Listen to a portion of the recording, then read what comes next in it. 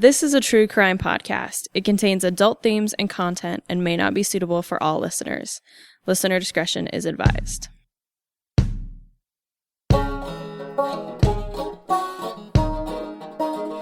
He said, "You know what this is?" I said, "Yeah, it's a razor blade." He said, "I got you at my mercy, don't you?" And here, they were guards and I was a convict. And that's the way it was. You knew where you were. He says, "I wish you would just learn to behave like ladies." And he said, "If you draw any blood, I'll kill every man in there."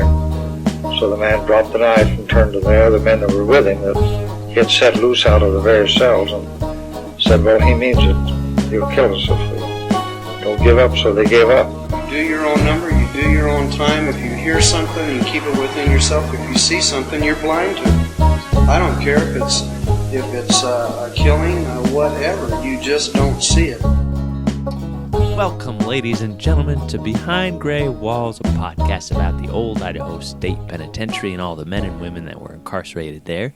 My name is Anthony, and I'm speaking to Skye in Texas. Hi. Hello. Hello, hello. Well, you survived another week in graduate school, and quite an exciting barely, week. Honestly. Yeah, this month is the month of February, which we're releasing this in not February, has been insanely busy. So this week, I keep being like, okay, next week is totally going to slow down. And then next week comes and I'm like, it's not slowing down. Yeah. So today I'm like, next week will slow down. And I just don't think it will. I don't know why I'm in denial. I've been in graduate school before and I know it doesn't slow down, but I'm just in denial about it. Yeah. I get that. I always think that. I'm like, oh, this is my slow period. Like, I just finished a bunch of gigs and, everything dies out. And this is when it's just, I'm inundated with all kinds of weird little side jobs and things. And then it's like, oh, no, why do I keep saying yes? I've said yes too much. Yeah. And then it's like the busy time. Then it's October and we're working at the old pen on Frightened Felons. And we had our first Frightened Felons meeting today. And that was... I can't even, it's February and we're already discussing our giant Halloween event. And, that's why it's so great every year. I'm just going to say that. It is a lot of fun. I went one year before I was working there and it was nothing but a good time. And then I worked there and I still didn't even mind it. Yeah. JC didn't make me work in the haunted house, so I was very happy about that. Oh yeah. I actually really want to work in the haunted house, so I'm vying for it. I'm trying to get my way in there. I like to scare people. That's fun.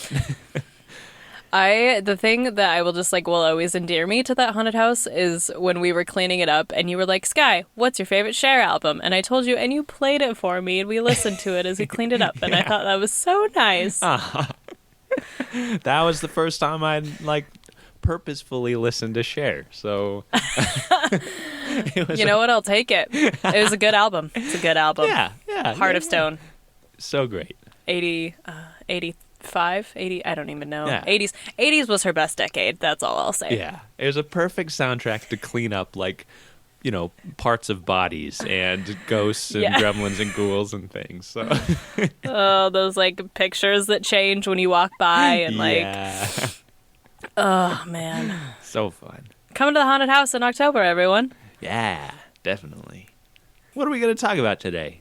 So, I will start it off. You have quite the story to tell us. Mine is not quite as long and or quite as exciting, but there is actually some really interesting stuff. So I am going to talk about number 11630, Phyllis Mae Mink. Oh. So sources, her inmate file, Ancestry.com, TravelWyoming.com, EasternShoshone.org, U-S-History.com, Idaho Daily Statesman articles, IdahoPotatoMuseum.com, www.sbtribes.com, which is the Shoshone-Bannock official tribal website. And then of just a little bit of information on Wikipedia. So, as you may have guessed from from my sources, Phyllis Mae Mink was born Phyllis Mae Ute. She was a Shoshone Native American born on August 23rd, 1939, born at Fort Washakie, Wyoming, which is part of the Wind River Reservation. The Wind River Reservation is home of the Eastern Shoshone and Northern Arapaho Native American tribes. There are about 27,000 residents on about 3,500 square miles of land, and that's of recently. I'm not sure what the numbers were back when around the time Phyllis would have been born. So she was the daughter of Pony Ute and Laura Ute, who was born Laura Tillman. Both of her parents were Shoshone Native Americans who lived on the Wind River Reservation. Her mother had married twice before. She had 3 kids from her first marriage and 2 kids from her second marriage, so Phyllis was actually her 6th child. Wow. Pony and Laura had 2 kids together, Phyllis and then Phyllis's little brother Lyle. And her parents divorced when Phyllis was about 3 years old, and Lyle wasn't even a full year yet. Her father remarried and had 4 kids. Her mother remarried and had 2 more kids.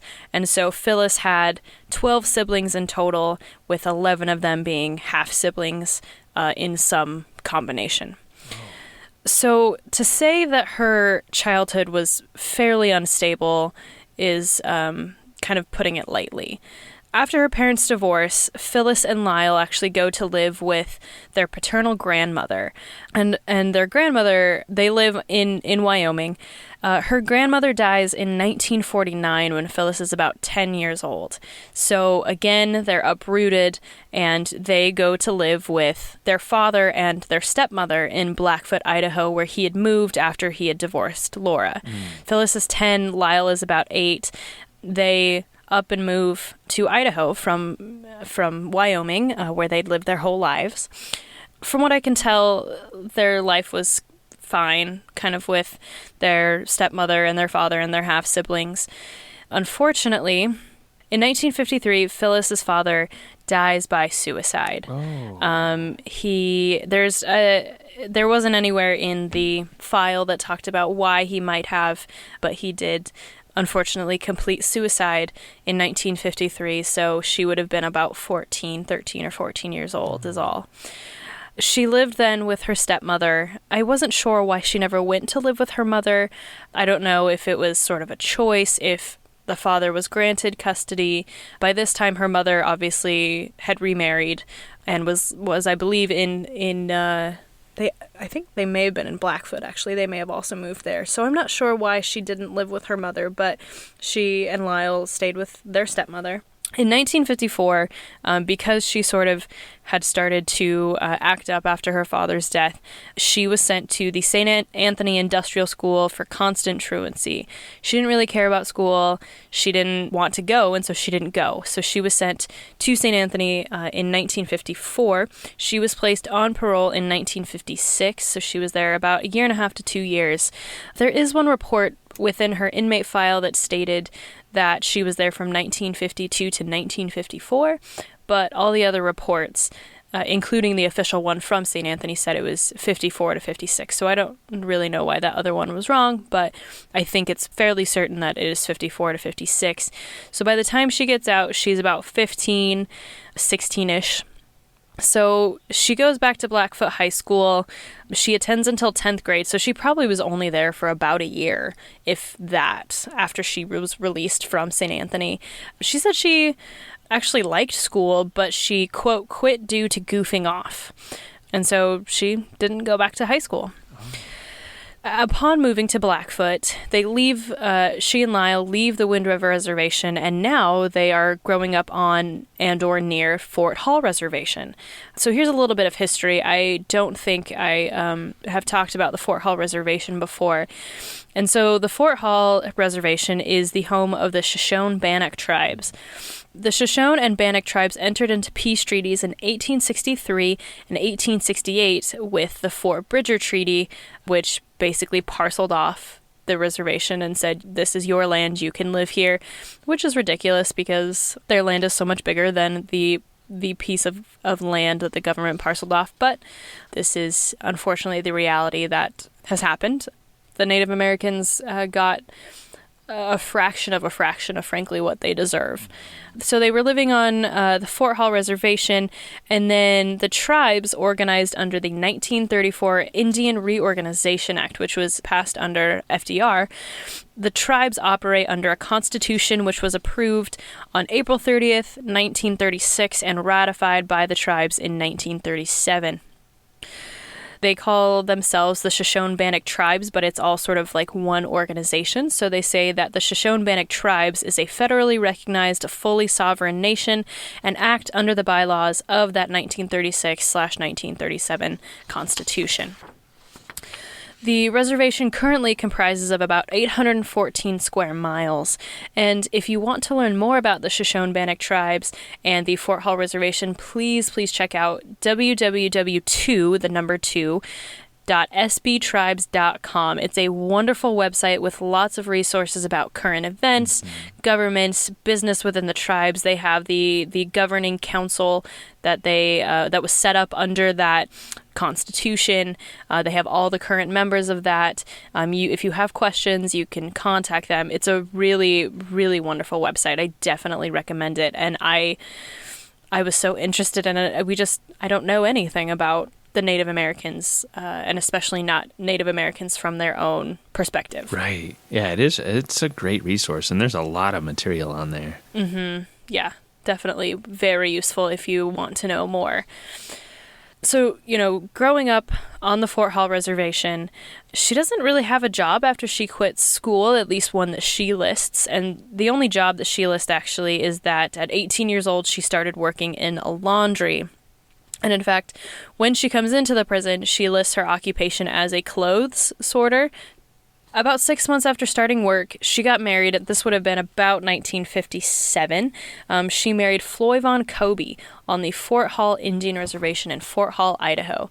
I believe this was a common law marriage that had been finalized. I couldn't find a marriage certificate for them. And within this common law marriage, I think even before it was official, they had 2 sons, Wayland and LeGrand. They divorced in 1959. Floyd Vaughn is actually the one who asked for the divorce, claiming desertion and cruelty on Phyllis's part. So I don't know the situation behind that, but the divorce was so absolute that Phyllis actually resumed her former last name. Floyd Vaughn didn't want her, and maybe she didn't want to keep the last name of Kobe. Floyd Vaughn also got the 2 sons, Wayland and LeGrand. Here's a crazy fun fact that I did not put together until I was redoing research. Floyd Vaughn was also married to another Idaho State Penitentiary inmate, number 12362 Shirley Ann Boise, who entered the yes. She entered the penitentiary in 1967. She was one of our last inmates to enter before the women's ward shut down. Whoa! Right? Oh my gosh! Oh man, I was like so excited about. I was just so excited when I found that out because I think Shirley Ann Boise was like one of the first ones I'd ever done, or it was actually one of the ones that was done before I even started the project. And so I think I clicked on his record on Ancestry.com and it was like Shirley Boise Kobe, and I was like, wait a minute, and it was her. Wow. So crazy. I love that. That's the fun of being a researcher. So if anyone wants that like cheap thrill, go do your own ancestry and find these crazy connections in your lives. It's significant. It's surprisingly thrilling. Yeah. To be like, oh my gosh, it all connects. Yeah, really. It's really nerdy. It is. So, 1959, the same year that Floyd Vaughn and Phyllis get divorced, Phyllis also starts to have trouble with the law. In June 1959, she is arrested in Reno, Nevada for drunkenness. She had the choice between being fined $30 or kept 30 days in jail. I think she may have paid the 30 because it actually didn't specify what she did. In February 1960, she is arrested in Pocatello for disorderly conduct. It was a $50 bond that was then forfeited. Wow. Earlier, though, in 1959, I think kind of toward the end of the year, Phyllis had also gotten into a common law marriage with a man named Oscar Mink. He was an ex-Navyman, and they were married in Fort Hall, Idaho. Early to mid 1960, I couldn't find an official date. She had a daughter, Cheryl Ann, who was born, and then in November 1962, her daughter Virginia was born. So about 10 months after Virginia was born, her youngest daughter was born, she was arrested and charged with a no-account check. The details of this no-account check are unknown. Judge Ezra P. Johnson placed her on probation for 3 years in November 1963. And this, getting placed on this probation in November 1963, probably felt a little bit like being kicked while she was down, because a month before that, in October 1963, Oscar, Phyllis, Cheryl Ann, Virginia, Phyllis's brother, whose name was Don Ute, and a sister named Sandra Osborne, they were going on a drive. And Oscar is driving on a road about 7 miles south of Blackfoot. We don't know where they were going or what they were doing, but everyone's piled in the car. And there's a sharp turn in the road, and right after this sharp turn is a bridge. And I think it was dark. I think it was night. And when Oscar came around the sharp turn, he somehow missed the bridge, and instead he slipped into an irrigation canal. Oh, no. And so kind of went off the side of the bridge. The car plunged into 9 feet of water. And Phyllis is able to unroll the window, and she swims out to the surface. Don and Sandra do something similar. They all survive as well. But unfortunately, Oscar, Cheryl Ann, and Virginia all drowned.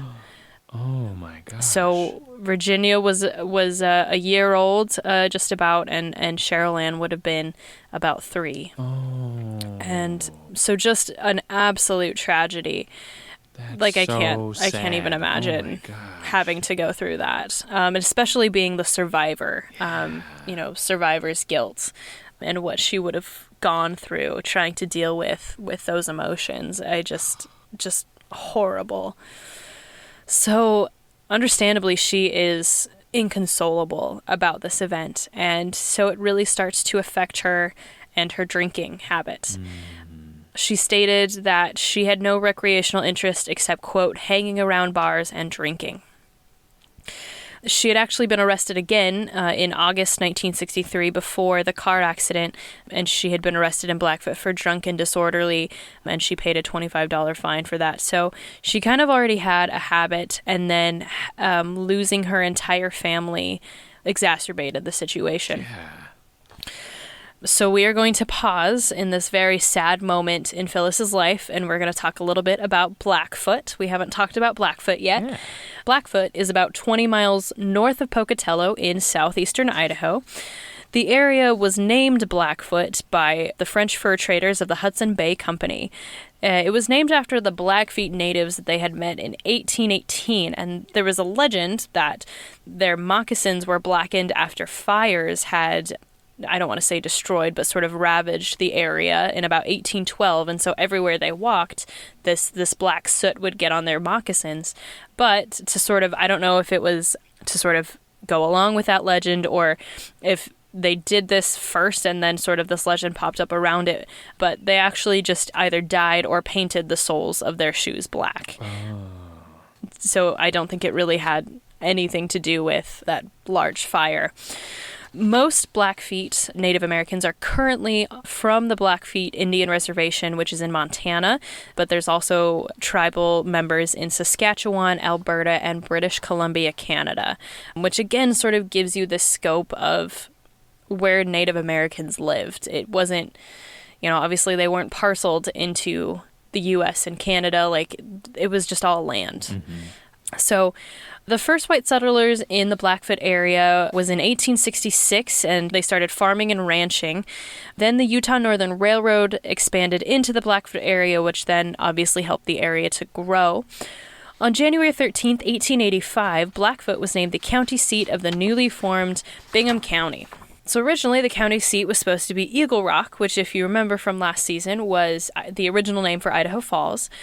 But the night before the legislation to officially name Eagle Rock as the county seat was supposed to be signed, apparently men from Blackfoot bribed a clerk to erase Eagle Rock and write in Blackfoot. Huh.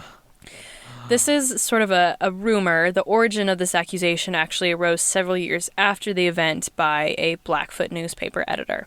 It's more likely and not surprising that the fight for the Bingham County seat was a political battle involving sectional and anti-Mormon factions in the Idaho legislature.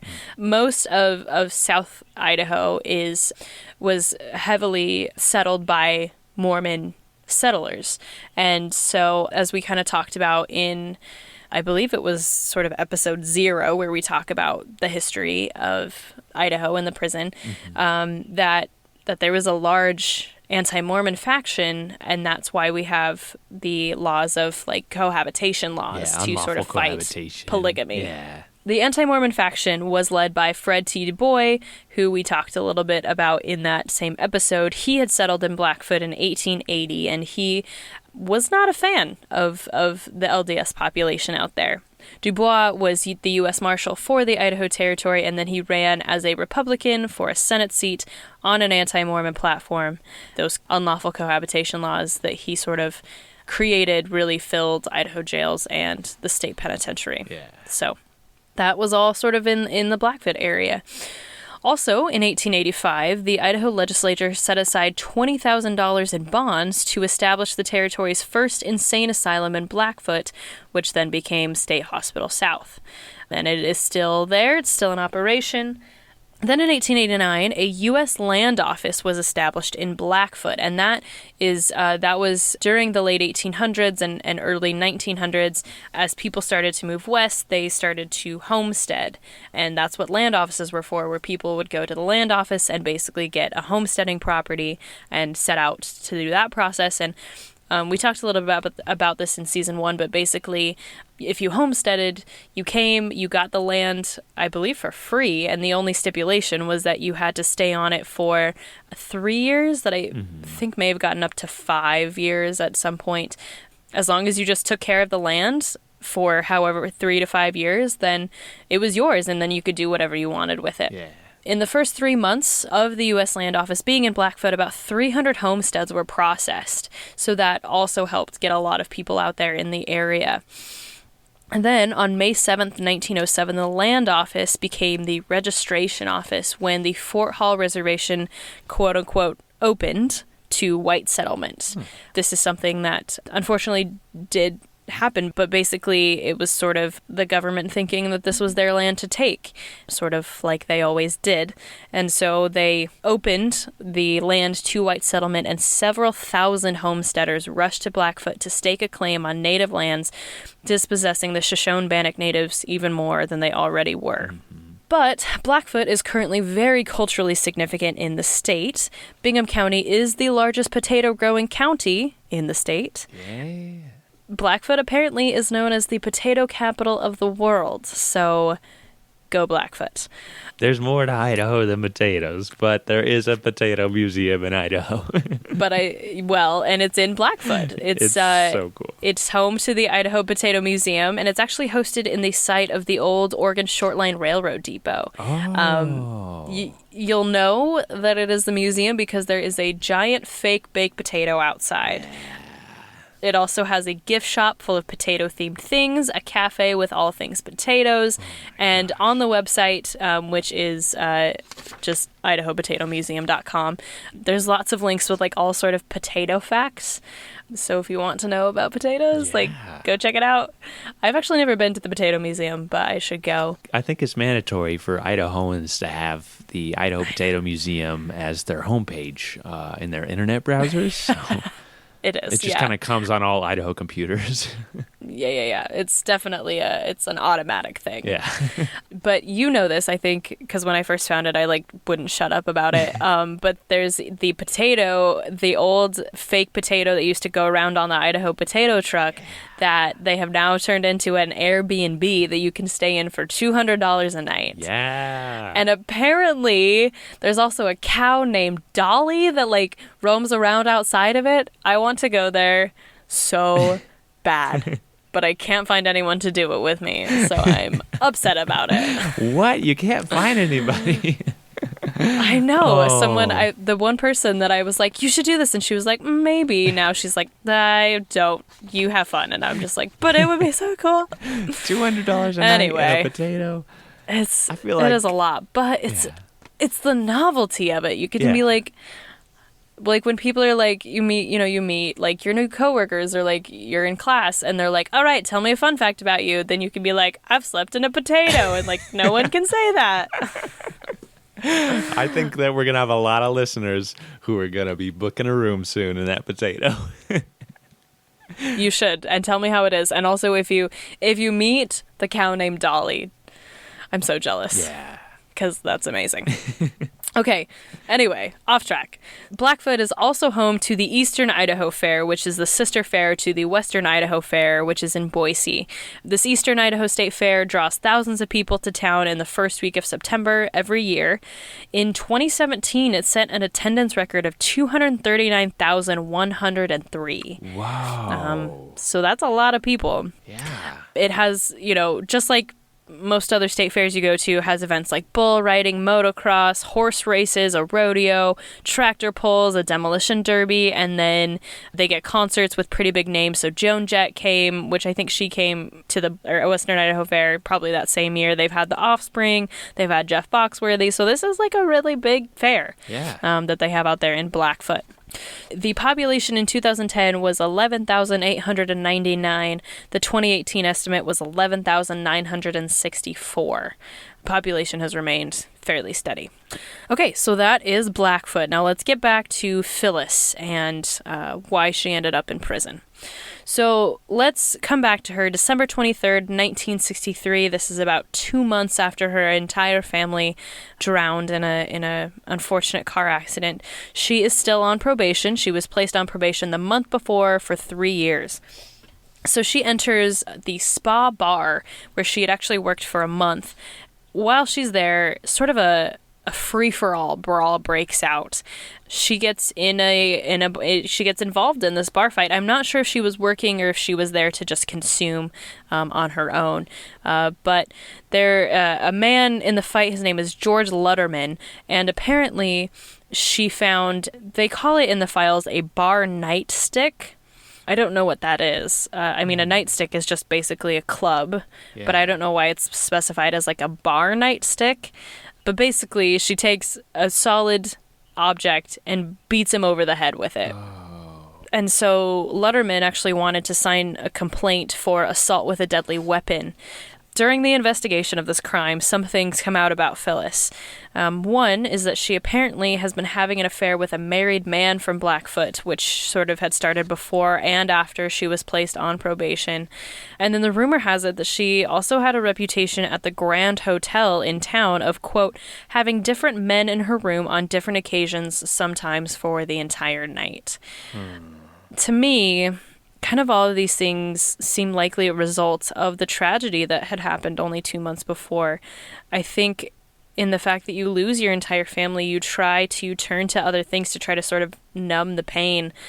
For her, it seems to be drink and sex. I don't obviously encourage that behavior, but I also can't say that I blame her for trying to deal with it any way that she can. It just happens to be a really unhealthy way. Right. So I don't know. The only time it ever says anything about this affair and having men over in the hotel was basically just sort of while they were talking about this crime. So it was just sort of the town sheriff who mentioned it. So it didn't ever become too big of an issue in her life, but this is something that was claimed about her. So though Lutterman wanted to charge her with assault with a deadly weapon, I think because it was a free-for-all, she was just charged with disturbing the peace. She pled not guilty to that crime, and so she was held in the Bingham County Jail awaiting a hearing. And while she was waiting, she escaped from jail and went on the run. No details about how she escaped, but she took off. This was the very end. I believe it was December 26th that she escaped and went on the run. And 8 days later, on January 2nd, 1964, she is found by Indian police in Chubbuck, Idaho, which is 23 miles south of Blackfoot, so kind of right around the Pocatello area. After her escape, she was then sent to jail from January 1964 to about April 1964. There's actually a record that says she came out in May 1964, but her crime says took place in April 1964, so it would have to have been at least April that she was out, if not before that. And upon her release from jail, she likely didn't have a lot of money. She had only worked at the bar for a month, and as far as I can tell, she didn't really do a lot of work. So here's her account of the crime that brings her finally into the penitentiary. So she had briefly been living in Ogden, Utah in April 1964. And she goes into an Ogden bar and she meets a couple men. One of the men's name is Len. There was no last name. And she couldn't remember the name of the other guy. And so she's drinking in there, she's getting to know these guys, and she claims that they give her some marijuana. And so she smokes that, she gets high. And then the three of them drive to Blackfoot, about 2 hours away. In Blackfoot, she goes into the Block's men's store, where she writes a check for $50, presumably for menswear for both of the men. I don't know why she would be in there buying something for herself. So it does seem to sort of match up with this story. The problem in writing this $50 check is that she doesn't have any money in the account attached to that check. Oh, no. And so all three return to Ogden. She never sees the men again. And she was actually arrested. She was in Ogden until August, just sort of living her life. But she was arrested in Ogden on August 3rd, 1964, transported back to Blackfoot. She was tried and sentenced to 3 years in September 1964 for a no-account check. And also that she had violated her probation for sort of all of the things I've talked about before, constantly going into bars, getting in that fight. She'd written a no-account check before that. And so sort of all of these things combined finally sends her to the Idaho State Penitentiary. So she enters the Idaho State Penitentiary on September 16th, 1964. Here are her statistics from Bingham County. Her build was short. She was born in Fort Washakie, Wyoming, born on August 23rd. In here it says 1938. She sort of had variable birth dates, but I'm pretty sure 1939 was the main date. Occupation, as I said, is a clothes sorter. Brown eyes, black hair, listed as a brown Indian complexion, which is such an unfortunate racist way to put that. She is 61 inches tall, so she's about 5'1". She's 132.5 pounds, 26 years old when she comes in to the penitentiary. Her battalion just reveals mostly sort of small scars. I think she's got like scars on her knees, a couple on her stomach. She has some vaccination scars, and then one scar under her lower lip. But other than that, nothing too worthy of note. And so unfortunately, just as with many of our female inmates, her time in the prison is just not known. She just sort of goes in and lives her life and does what she's supposed to do. Her behavior must have been good, because by October 1965, she places herself before the Board of Corrections for a final release. She wanted to wait for a final release rather than for a parole. And so she stated if she got a final release, she wanted to go to a relocation school and study practical nursing. She, in fact, had already filled out the paperwork before even coming to the penitentiary. She wanted to get sort of this nursing training. She admitted to the Board of Correction that she committed the crime. She committed because of her emotional and depressed state of mind after the death of her family. Her money situation, even after this no-account check, and I think with the time she'd spent in, she had about $200 on the books. She actually had an oil well in Lander, Wyoming, and then she was also going to receive money from the Veterans Administration after Oscar Mink's death, because he, as I said, he was an ex-Navyman. So because of his death, she was able to receive money from the VA. So to go back to that oil well, Lander is actually just south of the Wind River Reservation. It may have actually used to have been part of it, and so the oil well was probably part of her family's land, and she was able to get some financial support that way. And so with this money situation that seemed fairly positive, she planned to go back to Fort Hall, where she owned a house. With all of this information, the Board of Correction thought that she was a good candidate for final release, and she was granted a final release from the Idaho State Penitentiary on October 12th, 1965. She served 1 year and 26 days of a 3-year sentence. For a $50 no-account check. That's it. You know, a no-account check and writing a check without funds, these are ones that people, when I tell them, oh, this was a crime that people got sent to the penitentiary for, they say, like, are you kidding me? Like, I would have been sent to the penitentiary for this. A lot of these women who committed check-related crimes were actually put usually on probation first and only ever ended up in the penitentiary because they broke that probation, usually by writing another check. Yeah. She did indeed return to Fort Hall, where within a few years of her release, she married Ivan J. Tinno Sr., who had been a police officer of the Shoshone tribe on the Wind River Reservation. Aww.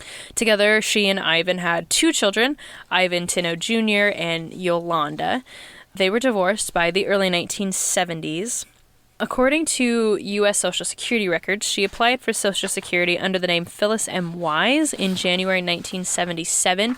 I couldn't find who this marriage was to, but apparently she was married to someone with the last name Wise in January 1977, but they were divorced because in 1982 she marries a man named Everett Weezer, who is a fellow Shoshone tribal member. During this marriage, and I think perhaps maybe during her other marriages, she worked briefly as a certified nursing assistant, so she did go and get that nursing training like she said she'd wanted to, which is very, I love to see that. But she was mostly a housewife. Between 1982 and her death, she was a member of the Native American Church, and according to her obituary, she enjoyed traveling to powwows, she loved to do beadwork, and she loved to play bingo. She's just, you know, living her life. She's really turned things around and has found things to occupy her time. And I think she really enjoyed this marriage to Everett Weezer. So on Thursday, November 18th, 1999, Phyllis Mae Ute Weezer died in her home in Blackfoot at 60 years old. She was survived by her husband Everett, her sons LeGrand and Wayland, and Ivan Jr., and her daughter Yolanda. And as we know, she did survive 2 of her daughters and a husband. She is buried on the Fort Hall Reservation under the name Weezer. So I think she was very happy in that last marriage. That is the life of Phyllis Mae Mink, who came in 1964. Nice. Well, good work, Skye. Yeah, very fascinating. Excellent. Thank you. Thank you.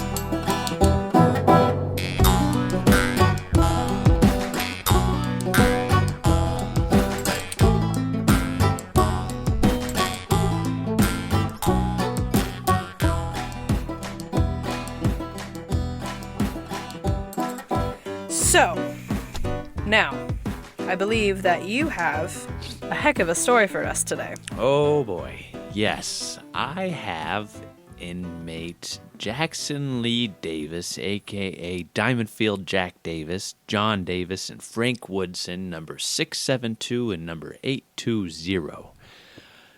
This man has literally had books written about him, so strap in. This is quite the story. There is a lot to it, and it kind of reflects to cases going on today in which people are being exonerated by innocence projects throughout the country. My sources, his inmate files, of course, Idaho Statesman, Library of Congress, Chronicling America, Sheepman versus Cattleman on the Spell of the West website, Diamondfield Jack from the Albion Valley Historical Society, and then one of the biggest ones, a book by Max Black called Diamondfield, Finding the Real Jack Davis, which you can find in our gift shop, so come check that out.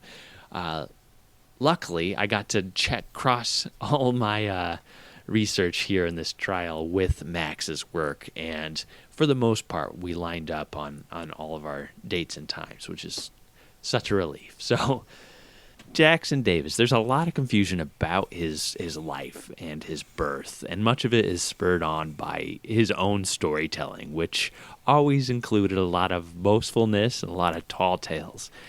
These would eventually, and throughout his life, tend to get him in trouble, and I'm pretty uncertain about his exact birth date, or his exact birthplace, because his death certificate actually states that he was born August 12th, 1863 in New Jersey. He said his father's name was Samuel Davis, and he also stated that he was born in New Jersey and in West Virginia, in two completely different states during the American Civil War. His gravestone states that he was born in 1864, which is different than his death certificate, and his intake states that he was born in 1870 in West Virginia. So it was difficult. I dug a ton, and I consulted these other books looking for if somebody else, any other researchers had come across it, and it seems like we're all in the same boat, that it's really uncertain. If he was born in West Virginia, it kind of makes sense because he has names of Confederate soldiers. Jackson may have come from the famous Virginia-born Confederate Brigadier General Thomas Jackson, famous from the Battle of Bull Run, in which he got his nickname Stonewall Jackson. Lee, of course, may have come from the Virginia-born general of the Confederate Army, Robert E. Lee. And Davis, his last name, of course, you have no choice there, but, the president of the Confederate States of America was Jefferson Davis, yeah. Well, and that's interesting, though, because West Virginia was actually part of Virginia and broke off because they wanted to be part of the Union. Which is one of my favorite fun facts about, all the states ever. And so that's, of course, that's not to say that there weren't Confederate sympathizers there, but that's interesting. And I believe that they did that in 1863, which may have been his birth year, possibly. It's just right. What? Interesting. We know he moved west to make money prospecting, and he did talk about being in Texas and being a ranger at one point and all these different things. I have not been able to figure out if any of that is in fact true or if he made it all up. But he bounced around all these different towns and ended up working in Silver City, Idaho, in a silver mine. And word was spreading that diamonds were being discovered nearby, and Jack rushed to cash in and find these diamonds.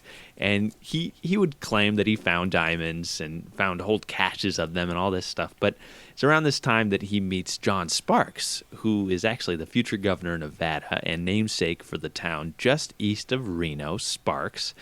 And he actually, in fact, was a Texas Ranger, and he had gotten into the cattle industry early in the development of the West.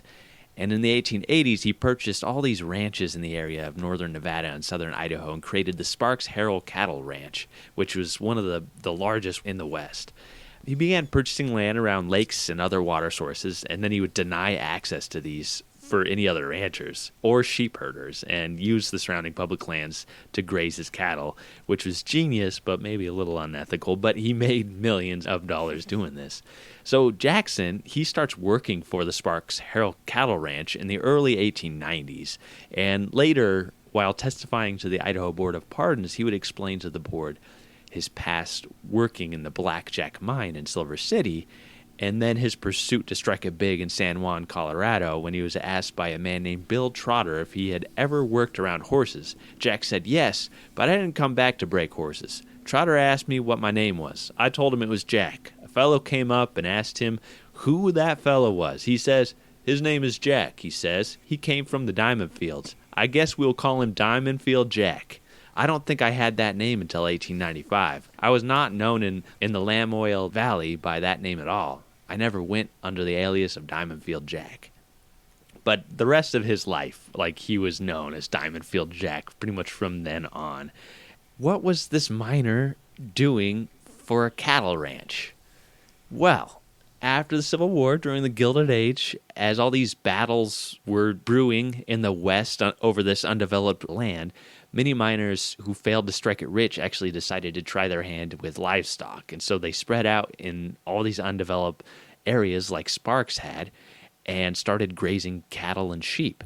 And it worked at first, but the two grazing groups actually began to compete over grazing fields in public grazing lands. cattlemen saw the lowly sheepmen with their flocks as intruders, and they considered the sheep and the men who led them as lesser-than creatures who overgrazed the land and polluted waters. They believed that sheep ate too close to the root and then trampled and killed grazing grasses with their sharp hooves. They had to be separated from the cattle grazing grounds, and with many more cowboys than sheepmen, it was an easy task to scare off most shepherds. This sometimes led to violent attacks, including clubbings, dynamiting, poisoning, burning, and even stampeding whole flocks of sheep over cliffs. It was serious business, and shepherds' cabins were burned down. Their whole flocks were killed or scattered, in these giant ranges. And Texas, Arizona, and Colorado, and Wyoming, they were the kind of the epicenter of these battles between sheepmen and cattlemen. Jack Davis found himself in the midst of this battle brewing in southern Idaho in the 1890s. And south of Twin Falls, at the Nevada-Utah border, right near the center split of those two states, is this big mountain range. And to the west of the mountain range, between what they call Rock Creek, Shoshone Creek, and Big Creek, was this dead line that split the cattlemen and sheepmen in what was called the Goose Creek Divide, which is just an imaginary line right there, just a little west of that mountain range area, just north of Nevada, south of Twin Falls. And cattlemen, they got the land west of the divide, and the sheepmen got the eastern side. And the Sparks Herald Cattle Ranch actually hired Diamondfield Jack as a cowboy to keep the shepherds out of the cattle grazing land. He's paid $50 a month and instructed to, quote, keep the sheep back. Don't kill, but shoot to wound if necessary. Use what measures you think best. If you have to kill, the company will stand behind you, regardless what happens. Sage words. Diamondfield Jack, he took his job seriously. Many of them worried that his actions would actually spark an all-out war between the two factions because he was just a boastful man who was a little bit spitfire. On November 16th, 1895, Jack gets into his first confrontation with a sheepman named William Tolman. And Jack had told other sheep herders that if he ever came across old Bill Tolman, he'd shoot him. Well, word got back to Bill, and he decided to come face-to-face with Diamondfield Jack. And he rode his horse up to Jack's camp and approached with a rifle in hand and questioned him about these threats. This turned into an argument, and when Bill appeared he was going to climb down from the horse, Jack actually raised his pistol and shot him. And the Ketchum Keystone, the newspaper, actually stated, quote, the ball from Davis's pistol entered the body of Tolman just above the left nipple and, ranging downward, came out near the spine under the left shoulder blade.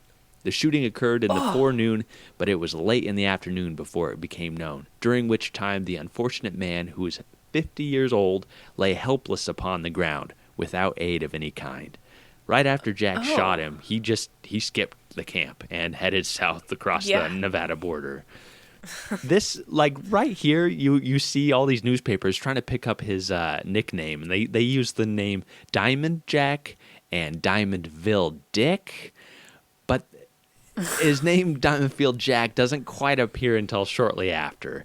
So Idaho's third governor, William McConnell, offered a $500 reward for Jack's capture. And McConnell was the governor that championed Idaho as the fourth state for women to have the right to vote. So go Governor McConnell. Yeah, very interesting fella in 1896. But Jack realized that, oh, no, they mean business. So he hid out in Wells, Nevada for a few months until January 1896 when he met up with a fellow cowboy named Fred Gleason. He reportedly told Fred he wanted to return to Idaho and turn himself in, so they start heading north. On February 16th, 1896, a young sheepherder from Oakley, which is east of Twin Falls, east of that Goose Creek range, his name was Ted Sevier, and he was visiting the camp of two young Mormon men named John C. Wilson, a sheepherder, and Daniel Cummins, a sheep owner, who had crossed into the cattle side of the Goose Creek Divide. Ted had known these two Mormon men for quite some time and had visited them 12 days earlier on February 4th, 1896. He said that when he came to a clearing above the camp on the 16th, he noticed that the sheep in the camp were scattered everywhere, which was not a usual sight for a well-kept sheep camp. So when he got to the camp, the dogs were actually tied up and appeared nearly dead from starvation. But the shepherds were missing. So he searched around the site and finally went into the wagon where he found both young men dead. One was wrapped in a blanket. Both had suffered from gunshot wounds, and he looked around the camp and noted that nothing had changed from his visit on the 4th. It appeared that not long after he had left the camp, someone had come in and killed them. Word spread, and the name Diamondfield Jack quickly came to everybody's mind, and in one article it noted that, quote, from all appearances, the men were shot while sleeping. The shooting occurred at or near the same place where William Tolman, old Bill Tolman, the 50-year-old, was shot in the month of November last by a very hard character known as Diamondfield Jack, a cowman. It continues by explaining the cause of the shooting. It is the same old dispute in the case that we have had in times past. The cattlemen claim a range unfenced, not owned by them, and forbid sheepmen from the encroaching on the land so claimed, and have been making a very determined effort by threats through the agencies of hard characters to keep the sheepmen from these lands. It was believed that John Wilson was killed instantly, while Daniel Cummins was shot in the abdomen and actually survived another day or so because he had rolled up his friend, John, in a blanket and then attempted to write a death note, which said, if I die, bury me. Take care of, and then he listed his sister's names, but the rest of the note couldn't be deciphered, so he must have passed away soon after that. Yeah. So Governor McConnell actually offered a $1,000 reward for evidence leading to the arrest and conviction of the murderers of these two young shepherds. This is just on those two men's gravestones. It's really sad. John C. Wilson, it says, assassinated while on duty, sadly in the early springtime. Did we lay them down to rest, away from this cold, unfeeling clime, safe away among the blessed? And then Daniel Cummins next to it says, death is certain, the hour uncertain. Why did they kill them thus? Pin on death's awful lance. Why pluck the flower just in budding? Why didn't they give the boys a chance? Just like, ugh, so heartbreaking. Yeah, that is sad. Yeah, so $1,000 in 1896 based on inflation. Any guesses? I'm gonna say $25,000. That was way better. It's $31,096.05. Yeah. Wow. It's a lot of money. So, needless to say, there were a lot of people who reportedly had seen Diamondfield Jack, and one report came from Colorado suspecting that the wicked citizen, as they described him, had been caught and a photo was sent to Idaho authorities. Wrong guy. Next, in July, word spread that he had been captured in Santa Rosa, California, and the Cassia County Sheriff H.L. Perkins actually traveled to Santa Rosa, only to find that it was not the right Jack Davis. And then Boise Statesman article then seemed to up the ante, stating that reward of $3,000 for a murderer of the two sheepmen and a reward of $500 for Davis for his murderous assault upon Tolman. So the amount was... It got up to like $100,000. Yeah. Essentially. Total. It's so wild. So $1,500 for Fred Gleason and the same for Jack. And finally, February of 1897, both men are captured. Gleason was captured in Deer Lodge, Montana. And Gleason was the guy that Jack was going to go up to Idaho and turn himself in with, right? The other cowboy. Mm-hmm. And he was captured Deer Lodge, Montana, while Jack was actually discovered serving a sentence in Yuma, Arizona for aggravated assault. Whoa. He was in prison already. Well, and both of those are still territorial prisons that are still standing. Right, yeah. And Gleason, he wasn't in the territorial prison. He was just staying in Deer Lodge. I looked that up. Yeah, I was like, oh my gosh, are you kidding? Were they both in those? Yeah. But no, just Davis and Yuma. And he was sentenced to 14 months under the name Frank Woodson. And it was stated that in May of 1896... Davis was living in Congress, Arizona, and an officer was alerted that this newcomer in town was beating a woman. So the officer actually proceeded to make an arrest of Jack, Frank Woodson, and approached him unarmed. And Jack pulled out a gun, leveled it on the officer, and told him to stop or he would blow the top of his head off. The officer tried to reason with Davis, and a bystander actually handed the officer a pistol, and Davis demanded the officer hand his newly found gun over or he'd shoot. So the officer held his ground, and slowly walked towards Davis until he got near enough to hand the pistol over when he pounced on him and wrestled Jack Davis to the ground and made the arrest. And he was charged with aggravated battery and resisting an officer, and he was sentenced for the aggravated battery charge. And like right after this happened, the nephew of the officer accidentally discharged his shotgun and shot buckshot into his uncle. Oh. There were a lot of reports that Jack had shot the officer, and everybody was up in arms. And then it was all these Arizona newspapers going, "Oh, sorry, false alarm. That never happened." Yeah, but this doesn't help his case. He is already kind of seen as a bad man, and upon his capture, the Shoshone Journal states that these are the men who murdered the sheep herders, Cummins and Wilson in Cassia County, about a year ago. Diamondfield also put a bullet into William Tolman a short time before. He's an all-around bad man and should be compelled to stand on nothing and look up at a rope forthwith, thereby saving Cassia County a big expense. Whoa. So they're just saying, hang the guy, like, no questions asked. You might know some of the names. William Bora, James Hawley. They were the two lawyers in this case. Good old William Bora. I learned that William Bora had an affair with Teddy Roosevelt's daughter while he was in Washington, D.C. Yeah. Oh, William Bora. What a dude. Oh, yeah. That's, I went to Bora High School. I know all about the man. Oh, yeah, go Lions. Okay, so William Bora, he served as a prospector against prospector. Oh, my gosh, I've been thinking about mining for the last week. That would be the best ever, is if he just, walked into the courtroom and was like, Your Honor? And he'd have this little, pickaxe. Oh, I love it. Yeah, so love the thought. He was not a prospector in any way. He was the prosecutor against Davis and Gleason, while James Hawley served on Jack Davis's defense. So the trial was full of circumstantial evidence and character testimony.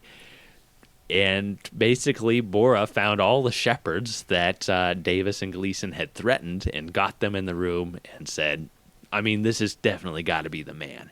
And he also found all these miners that Davis had gloated to about shooting Shepard.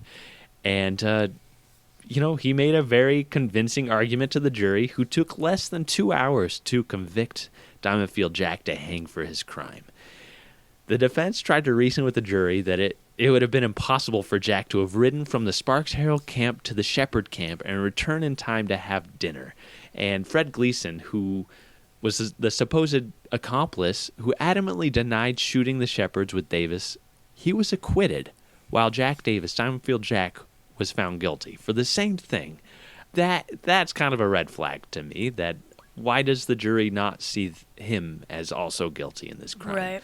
Right. So they had stated that they had been in the area and that Jack had fired near a sheep camp up in the air a day before, but he never killed anyone, and he had been at the ranch for days drinking and having a merry time with other cowboys. So this would be a pretty contentious piece of the entire case for Jack's lawyers, who would fight to free him from the shadow of the gallows over the following years.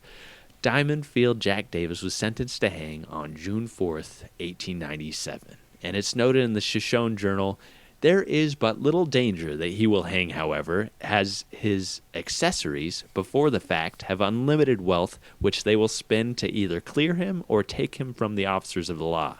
He will keep their secret for his liberty and consideration, but ere the hempen cords jerks him hellward, he will make disclosures that will startle the people of Montana and Nevada as well as Idaho.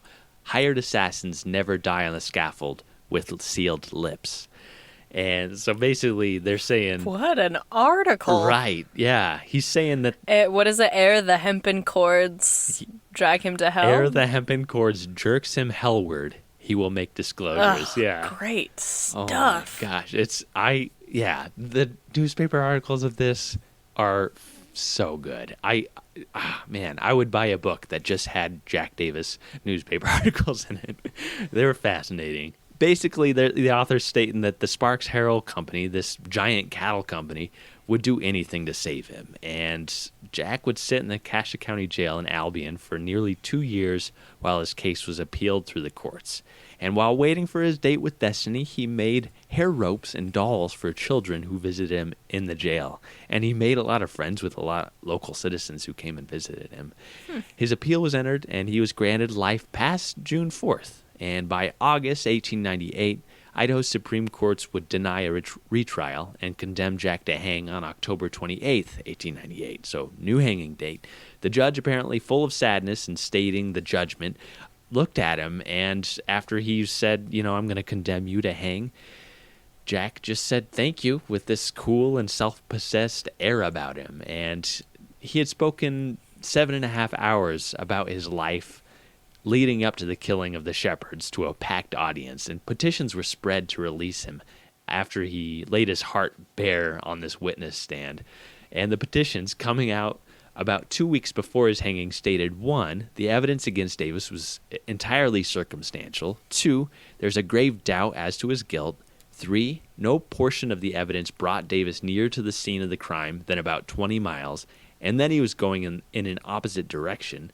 4, Frank Smith, the principal witness for the prosecution, was interested in securing a 1/3 portion of the reward of $4,800 offered for a conviction in this cause, thus making Smith an unworthy witness, which it was brought up that he had 4 different aliases in as many localities in fewer years. So that Frank Smith was not a dependable witness in this whole case.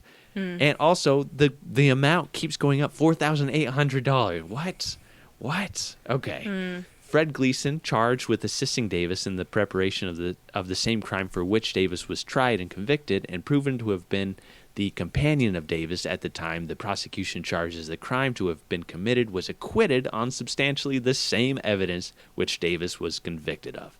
So 439 names were written by citizens in the town and other towns in southern Idaho to release Jack from this.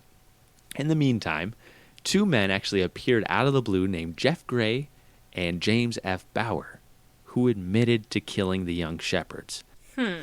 Interesting. This case is just bananas. So they were both early pioneers in Idaho. They were extremely well-liked in southern Idaho and their communities they lived in, and they had both worked for the Sparks Herald Company as cowboys.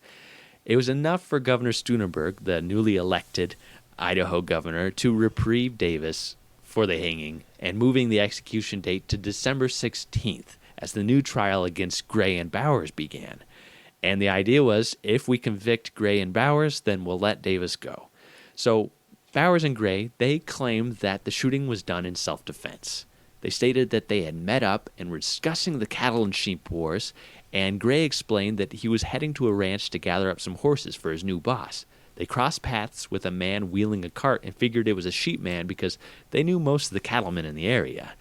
They followed the cart's tracks and traveled up a hill to look over this little valley where they spotted the camp of Cummins and Wilson. They rode down and met with Cummins and Wilson on February 4th, 1896. And those 2, they were actually preparing their lunch. And the shepherds invited them into the wagon. These 2 cowboys, hey, come on in, have a meal with us. Bauer pulled out his new corncob pipe that he had just purchased at a store and climbed into the wagon. And while they were chatting, they asked what they were doing on this side of the divide. And that's when Shepherd Wilson asked Bauer who he was, and Bauer told him he worked for the Sparks Herald Company, and an argument followed over the use of the rangeland. And Wilson reportedly said, "We have just as much business here as you have." And Bowers responded, "I don't think you do, and you don't pay taxes over here, so you don't belong over here." And they started yelling over who had the right, and Wilson jumped to his feet and yelled, "You're a lying son of a bitch!" And this brawl ensued, and Wilson and Bauer actually grappled with each other in the death struggle for the possession of a gun. And seeing this, the other shepherd, Cummings, actually reached for a rifle and raised it towards the 2 grappling in the wagon. Gray, seeing this happen, pulled his gun and fired 3 shots. The first bullet hit Cummings, who stumbled and dropped his rifle. The next shot hit Wilson in the back to the left of his spine and crossed through his body under his right nipple, The second bullet hit him in the chin and plunged through his chest, cracking his rib, penetrating his lung, and stopping in his liver. Bauer and Gray put the wounded shepherds into the wagon. He gathered up their horses who had startled during the gun battle, and they rode away. And they discussed going to another sheep camp to confess, but worried that they'd actually probably get into another gun battle. So they ended up riding to Deep Creek, where Bauer cleaned his jacket from all the blood from Wilson, who had collapsed on top of him when he was shot in the face and through the lung and liver. And these two cowboys split ways. And Bauer stated that later he lost his gun about 6 months before the trial. And in Max Black's book, Max was consulting his friend Dean Buckwitz. And Dean operates a machine shop here in Boise. And he told him about, that he's researching the Diamondfield Jack case, and he's writing all these things. And he heard about this old gun that was missing, that, it might have been the murder weapon. And Buckwitz actually said, you know what, this is really weird, but I think I might have that gun. He had actually found this gun out in the desert, and it matched the description. It was this rusted out gun that had been underwater and maybe underground for a number of years, and it matched Bauer's gun, which was an 1898 Colt Frontiersman. Max found that only 2,139 of these exact model guns would have been in the United States, and the odds of one being found in the desert matching all of this is pretty crazy. So Max also found the site of the shooting and actually found bullets that matched with the gun that Gray had used. Seriously, I recommend Max Black's book, which shows some pretty incredible investigation and research. And his infield investigation is just amazing. Oh, my gosh. And as we were just talking about that amazing high you get from finding something that you're researching, I can only imagine how he felt. This weekend, you'll get to hear from him yourself. So, all of this is brought up in front of a judge. A lot of people saw this as fictional testimony to save Davis. They thought that it was manufactured by the cattle company to get Davis off. They thought that these were false confessions to clear Davis's name, at which time Gray and Bowers would actually state that the murders were done in self-defense, and all three men would be released. A corncob pipe was actually brought up as evidence in this hearing against Bowers and Gray, and it's found under the wagon where the bodies were discovered. And later, a member of the prosecution named O.W. Powers, which is a name you're going to hear a lot in the future, he would state, "The first thing that raised a doubt in my mind as to the guilt of Diamondfield Jack was an old cob pipe. The pipe was introduced in evidence by the prosecution, and at the time this was done, I happened to be looking in the face of a witness for the prosecution, a man named Bowers. An expression passed over this man's face which showed that he was peculiarly affected. I said then to one of my colleagues that Bowers knew something about that pipe, but the others thought there was nothing to it, and the incident passed over at the time." So despite the confession and their stories lining up, both Gray and James Bowers are acquitted for the crime after only 15 minutes of jury deliberation. Members of the jury were from the community, and they knew Gray, and all the witness testimony showed that he was a very well-respected member of the community. And Jack's lawyers were busy showing the impossibility for riders to make the trip from the ranch to the kill site and on to the next site in such short amount of time, particularly when it's, February. So this helped Jack's case, but he remained in the Cassia County Jail awaiting his execution. James Hawley actually interviewed 11 of the 12 jurors and got them to sign an affidavit stating that they believed that Gray and Bowers were involved with the shooting, but that the shots fired by the said Gray were fired by him in defense of J.E. Bauer and himself. Gray was justifiable in the shooting. So the combination of the new confession and the inability for riders to make the trip brought on considerable reasonable doubt within the community of Jack's guilt. So his trial date is pushed back again until January 1899. Whew. So William Borah, Governor Steunenberg, nearly died while actually crossing a marsh with thin ice, attempting to come to Albion to hear Jack Davis' testimony in January. They listen to Jack ramble incoherently, professing his innocence, but overall saying little and basically hurting his case. At one point, during William Bora's questioning, he responded, "Mr. Bora, you know in your heart just as well as I do that I am innocent of this. You are not prosecuting. You are persecuting a man. And at the same time, you are procuring witnesses and trying to make a name for yourself, and you walk over my grave to do it." That is one of my favorite quotes. Despite all this, they refuse to change their judgment, and he's condemned to hang on February 1st, 1899. On January 27th, the Blackfoot man rides into Albion to build the scaffold for the hanging, and for the fourth time, everything was in place to hang Diamondfield Jack. His lawyer, James Hawley, makes an application for appeal to the federal court for a writ of habeas corpus stating that Jack Davis was wrongfully and unlawfully detained in the Cassia County Jail. And habeas corpus, it's a Latin term for may you have the body, and it's simply defined as a court order demanding that an imprisoned individual be brought to the court to show a valid reason for the person's incarceration. So this writ is sent above Idaho's courts to the Circuit Court of Appeals in San Francisco, California, and his neck is barely saved. On February 24th, 1899, a Senate bill is actually passed by the House, which meant that all criminals convicted of a capital offense were to be taken to the penitentiary to be executed. There's this horrible article from the Capital News titled, "Necktie Parties at the Pen. All future executions will take place at the institution." So, Jack finally comes to the Idaho State Penitentiary on February 27th, 1899, as inmate number 672. At 1:30 a.m., he arrives at the Boise Depot, and the warden's report for the day states, "The warden, with guards, met the party at the depot and took charge of the prisoner, who was, without delay, taken to the penitentiary, where he arrived without mishap." His intake form. Number 672 is received February 27th, 1899. John Davis, alias Frank Woodson and Diamondfield Jack, County, Cassia County, Albion. Term, April 1897. Crime, murder in the first degree. Sentence, to hang. Age, 28 years and 7 months. Born in West Virginia. Occupation, cowboy and miner. Height, 5 feet, 5 1/4 inch. Complexion, dark. Weight, 152 pounds. Color of hair, brown. Color of eyes, gray. He describes himself as a widower with one boy, and I looked everywhere for a wife or a child, and let me see here. Father living, but mother died when he was 6 years old. He left his parents' home when he was 9 years old. He had religious instruction and attended Sunday school. He could read and write and had 4.5 years of common school education. Former imprisonment, 9 months in the Yuma, Arizona Penitentiary. Nearest relative, Charles Davis, is not aware of his present residence. So I'm wondering if Charles Davis was his son.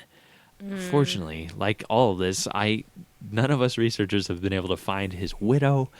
Yeah, or his wife who passed away, or his children, so I'm not sure. Right.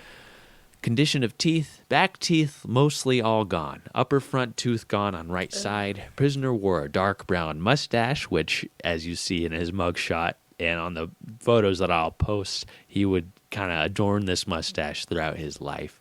6.5 size boot worn, and he had $10 in his person when he was received.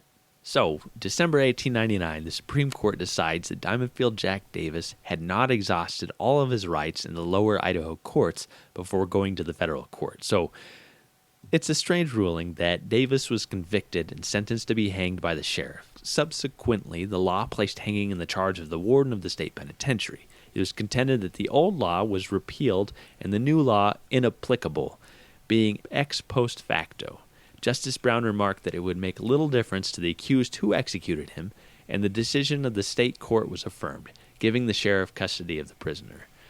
The United States also commenced a suit against the Sparks Herald Company of Nevada and Idaho, charging them with fraud, and Jack was taken back to the Cassia County Jail on December 28th, 1899. So he was in the prison in February 1899, moved back to the county jail in December. In 1900, he had exhausted all of his appeals, and he was rescheduled to hang on July 3rd, 1901. Fortunately for Jack, public opinion was beginning to sway in his favor, and most were beginning to think that he was innocent.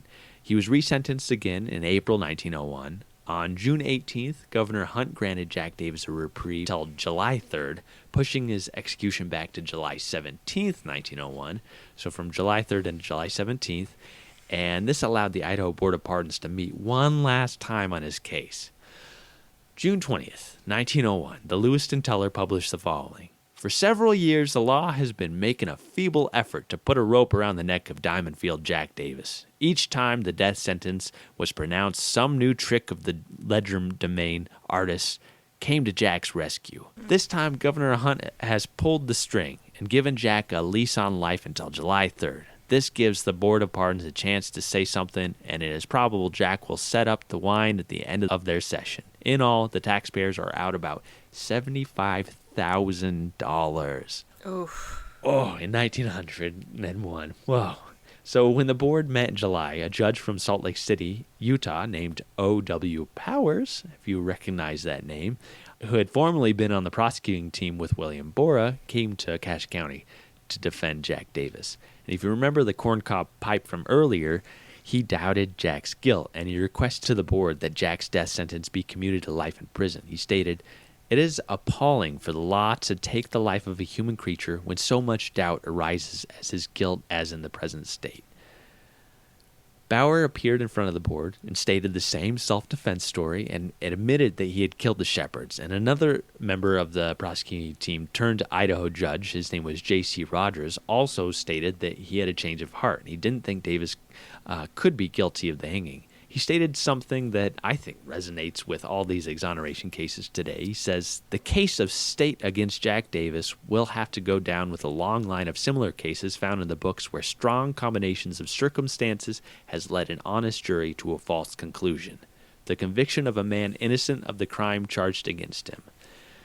Finally, on July 15th, 1901, just a few short hours before Jack was destined to hang for the 7th time, after thousands and thousands of dollars were spent on his case, the Idaho Board of Pardons, Jack's last hope, commutes his sentence to life in prison. He is given another new lease on life and a new inmate number and intake form as number 870. Can you just imagine, like, being in his spot and, like, just 7 times being like, "You're gonna die," and then be like, "Just kidding, Oh my God. You're fine." And then it's like, "Oh, here's a new date for you," and then, like, waking up that day to be like, "Is today the day that I die?" Right. And then to, like, literally have, like, an 11th hour reprieve. Over and over and over again. It's like a Oh my horrible gosh. Groundhog's Day. Yeah, absolutely. Ugh. So after all these years, he's in the Idaho State Penitentiary, and basically the feeling toward him had changed. There were a lot of letters written on his behalf, and John Sparks had been elected as governor of Nevada, and in November of 1902, he came to Idaho to defend his old employee. He actually called for Diamondfield Jack Davis's complete release and pardon, and he went in front of the board and admitted that James Bauer had come to him on February 8th, 1896, and admitting to killing the shepherds a week before they were even discovered. Bowers asked Sparks if he should leave Idaho or what he should do, and Sparks told him that they should just stay quiet and out of the deal unless authorities questioned them. When Jack and Fred Gleason were arrested and tried for the murder, Governor Sparks thought there was no way that you would convict an innocent man. You know, he didn't want to violate his employee Bauer's confidence by going to the board, and so he remained quiet of everything that he had heard. He met with Bauer, who said that if someone was convicted, he would admit to his involvement, but otherwise he would keep silent. And the former prosecutor turned Utah Judge O.W. Powers also wrote in on Jack's behalf, and this paired with several other calls for his release resulted in his pardon on December 17th, 1902, after a 2-1 vote by the Pardon Board. And Governor Hunt and Secretary of State Bassett actually voted yes, while the Attorney General Martin said no to his pardon. So he was invited into the warden's office in the prison administration building, and standing at the door, hearing Warden Ballard say, "Jack, I received a message from Mr. Bassett, the Secretary of State, and he tells me the board has granted you a pardon." And Davis stood still for a moment, and with a big smile he said, "By Jove, that's good. I am mighty glad of it." And he actually walked out into the prison yard. He raised his hands into the air and shouted, "It's all off, boys. I've got it." And everybody cheered. And so he went back and gathered up his belongings, and he started towards the State House in a cab with his lawyer, James Hawley, and with Warden Ballard. But he only made it to the natatorium across the street, where they stopped into the bar and had several rounds of drinks before meeting with the governor and getting his pardon papers. So... Well, I don't blame him, honestly. Right. I don't even drink, and I would need a drink after that whole ordeal. 7 execution stays. Oh, my gosh. So he spent his first night of freedom for nearly 7 years in the Overland Hotel in Boise, and asked about his feelings after such a long battle, being sentenced to hang on so many occasions. He said, "It would be impossible for me to tell you. A man never loses hope, though, until his wind is shut off. It was hope that kept me from breaking down." And, even upon his pardon, many newspapers actually held on to their belief. And the Statesman stated, "Pardon granted to Idaho man who killed 2 herders." The Coeur d'Alene Press stated they didn't want to belittle the pardon board. "Yet it seems strange that a man would have been before 7 different courts, each of which affirmed his guilt, and yet be able to convince the members of the pardoning board that he is innocent of the crime of murder for which he was convicted.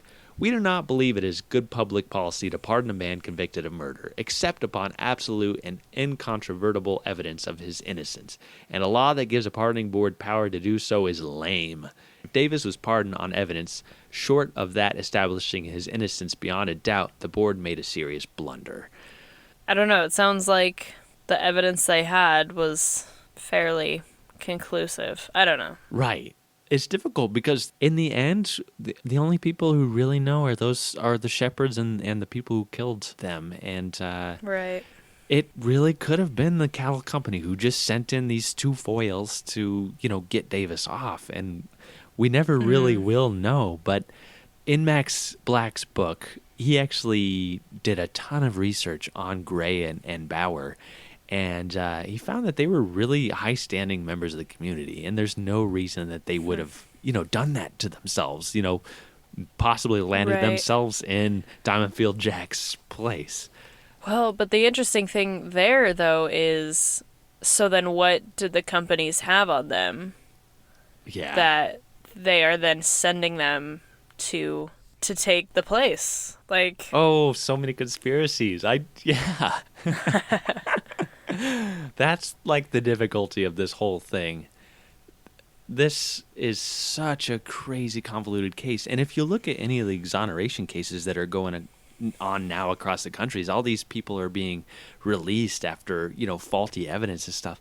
Nothing has changed. It's the same thing. It's a person who is guilty in front of the jury because of who they are and like how they hold themselves and the people that they surround themselves with. And I think Jack Davis, he's this outspoken cowboy miner who's got a temper and tells a lot of tall tales, and it was an easy conviction for them. Obviously, I mean, it took 2 hours.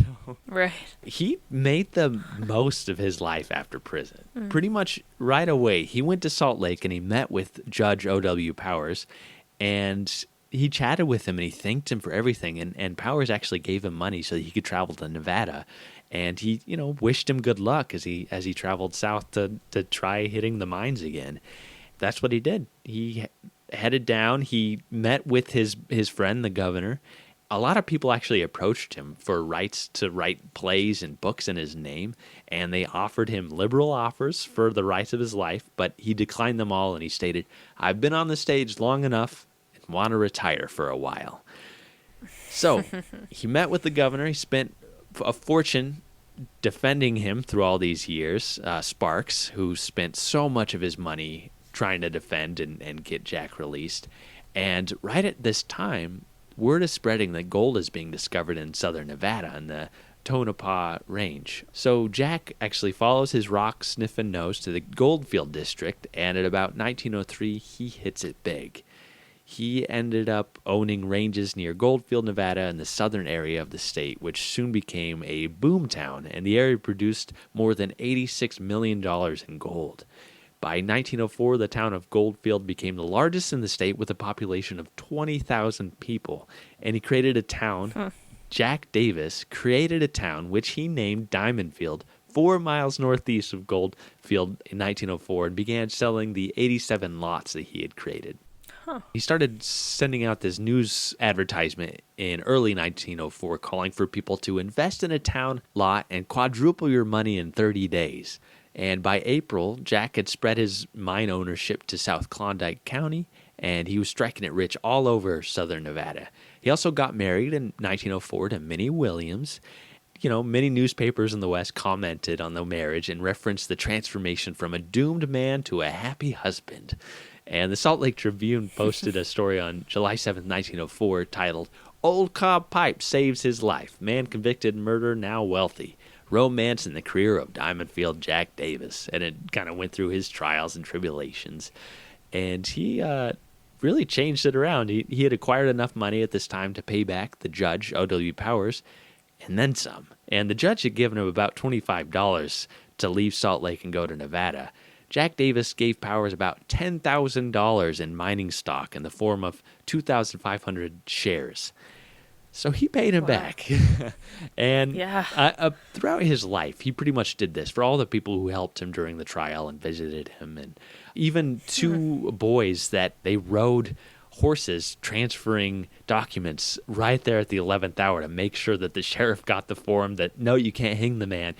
He actually invited them down to Nevada with him to live with him for a short time and share with his prosperity and all this. So it's kind of nice, yeah. So he had really transformed. He was wealthy, he's well-respected, well-connected, and he's friends with his former employee, the governor of Nevada. And with this success came lots of battles over mining claims. He's arrested in 1906 over a dispute in which men were working on his land, and they claimed that he had drawn a gun, but witnesses actually refuted the claims, and Jack was released after paying a small bond. Things like this, they're pretty common in these mining areas at this time. And I gathered up, about 100 pages worth of articles about Jack's prolific undertakings in the mining fields after his incarceration. And Max does a great job of documenting all of these and then some. Seriously, if you want to know more, check that book out. The most important moment, I think, in this time period was between 1906 and 1907 when members of the IWW, the International Workers of the World, came into his town and attempted to create a major strike. And most of the unions refused to join the IWW, and two young members of an opposing union were chased by a mob of union sympathizers into Jack Davis's office. And Jack, seeing the trouble, he appeared on the scene, and upon learning the nature of the trouble, drew a couple of guns from his pocket, chased the bunch half a block down the street. At the Nixon corner, an officer demanded his gun. Diamondfield declared he would kill the first man who attempted to disarm him. So, even the sheriff wouldn't mess with this guy. The IWW, they attempted to stop the distribution of newspapers in the town. And again, Jack went out to the corner where the newspapers were being sold, and he stood with his two revolvers drawn, dissuading a whole mob of 300 IWW members and sympathizers to disperse. And they did pretty quickly. And this spurred on more battles and many threats to Jack's life. It also led to mine owners actually raising wages and improving benefits for miners. And in 1907, this restaurant owner was killed by IWW members after he had hired a non-union employee. So Jack had actually, along with several others, actually witnessed the shooting, and he tracked down the killer and made a citizen's arrest of him. An all-out war broke loose, so much so that 100 citizens were actually deputized to save the city from the IWW, preventing them from trying to burn the place down or kill more citizens. Right. So it was a serious lockdown there in 1907. Yeah, seriously. Yeah. And while they were on duty, one of the IWW actually popped his head out and shot from an alleyway in the direction of one of these fellas. And Jack, hearing that, he turned around and he started firing blankly down the alleyway. And they never actually found out who had attempted this killing.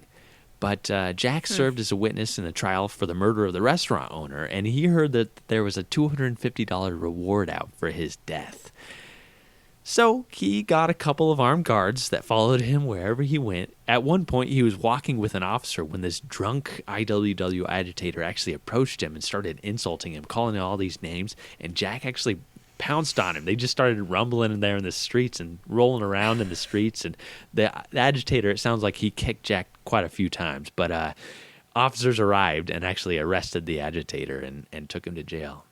In the spring of 1908, while he was visiting claims in Rawhide, a group of deputy sheriffs believed to be working for the Western Federation of Miners, another giant mining union. They busted Jack Davis and his posse and sent them to the jailhouse for carrying a concealed weapon. And he was actually brought up in the court and found guilty and fined $100 for this.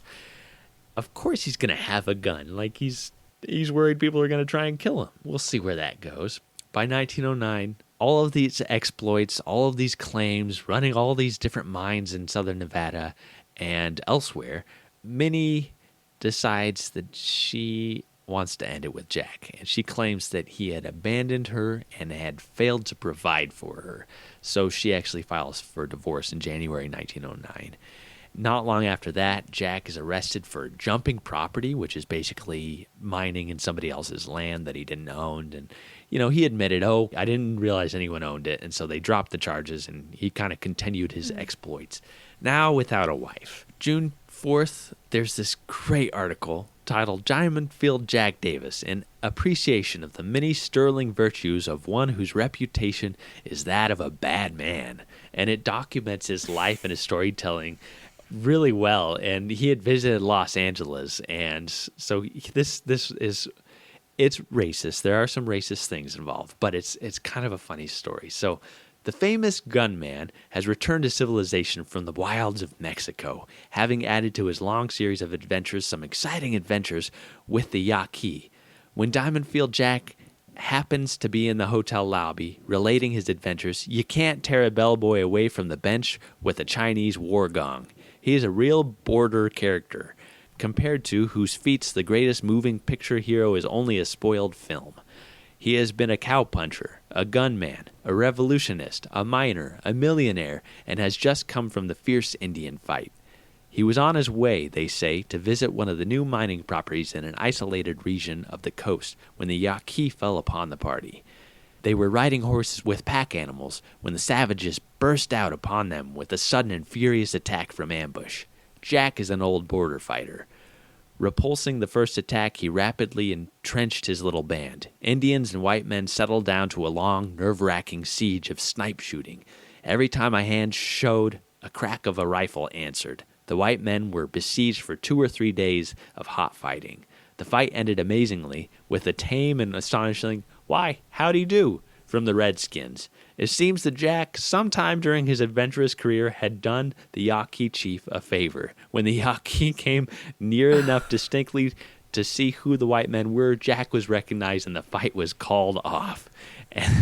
Oh, God. Right. Like, how much of this... he must have been quite the storyteller. But later in the article, it says, speaking of women, reminds the writer that he never remembers Diamondfield Jack Davis telling a smutty story or using vulgar and indecent language. How many of your acquaintances, even those who were above the average, can you say that of? And it's, you know, it just kind of is a telling sign of his evolution as somebody in the limelight, you know, as they're talking about this former bad man going to be hung and now talking about how amazing his stories are. But on March 14th, 1913, an article in Salt Lake City, Utah proclaimed, Diamondfield Jack Davis is killed in Mexico. Man whose trial formed one of the most interesting pages in Idaho history is dead. And he was reportedly lined up against a wall and shot to death by Mexican federals in Lower California. Because, you know, between 1910 and 1920, Mexico is in a brutal revolution. And Jack was suspected of aiding the rebels. So That is the end. Wow. Not really. On July 12th, 1913, Diamondfield Jack registers into the Semlo Hotel in Salt Lake City. He was never killed. He actually did relate that when he got word about his death, it helped because he knew that there were federal soldiers from Mexico looking for him in South Sonora where he was mining. He and his companions got the drop that soldiers were coming after him, so he escaped, heading north across the border, traveling by night and resting during the day. And he actually laughed in the hotel lobby when he read the report about his death. Later that year, he actually nearly is killed by IWW members who jump him when he's in this Montana auto supply house in Butte. And Jack, he went in. He was going to meet with the manager to get an old friend of his job when these three men come in, and one of them asked to buy ammunition. One of the members turned to Jack. He said, "Now, you son of a bitch, we've got you," and whipped out his gun. And Jack actually jerked his knife out of his pocket, grabbed the man's arm, and they wrestled to the ground. And Jack stabbed the man in the kidney. And he said, "I thought my time had come. I kept hold of his coat sleeve, and from the floor I saw the flash of the red streaked buttons of the IWW. I kept squirming and lunging at the three men, the other two having run up as soon as I struck the floor. I kicked with all my might. After the shot, I think I gave one of the men a good cut with my knife. I spit out a tooth, which the bullet hit. Then I broke loose and ran out the back way." So Jack's face, it was just completely smeared from blood, and there was a bunch of blood dripping from a hole in his jaw. And he yelled, "Get a gun! I'll see about this proposition." But his friends were like, no. And they held him back, and they got him in a taxi and drove him to the emergency room. And he ended up surviving from this again. And, there's so much excitement in this man's life.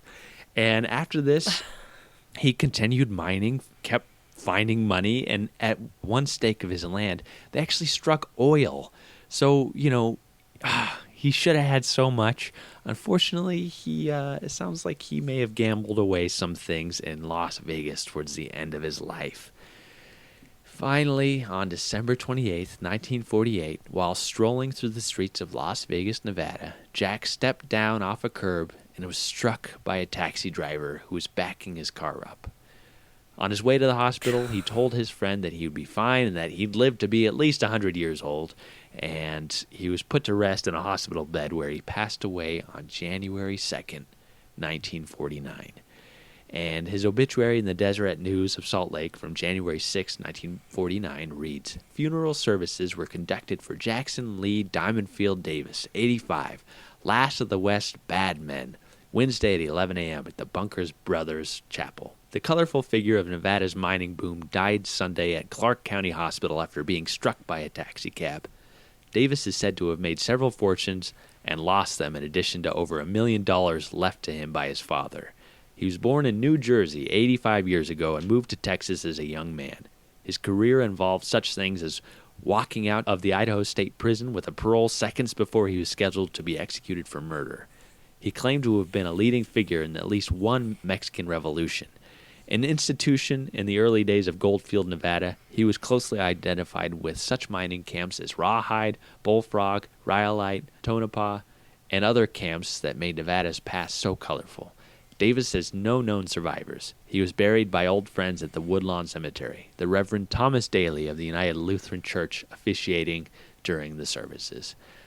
And that is the crazy life and career and repeated incarcerations and mining boom, the town being named after him. I forgot to tell you, he was elected mayor of his own town as well. It's such a wild life. That's so funny. And there's good reason why so many books are written about him. What a story. Right. I guess I always assumed there was more to his, and not to say that there isn't a lot, but I always assumed his crime was really heinous based on sort of how popular he is. Right. And it's I think it's horrible that it seems that he didn't actually do it and he was going to be killed for it, but yeah, that's crazy. Yeah. yeah, I feel a little bit crazy. That it was a lot of work to research this man's life, and it was so fascinating. And I just hope that I have half as interesting a life as Jack Davis did. Oh man, and think of all the things that he did that aren't written about, that we don't know about. And did he have a family? Did he have children? Did he have a wife that passed away before? Was he in the Texas Rangers?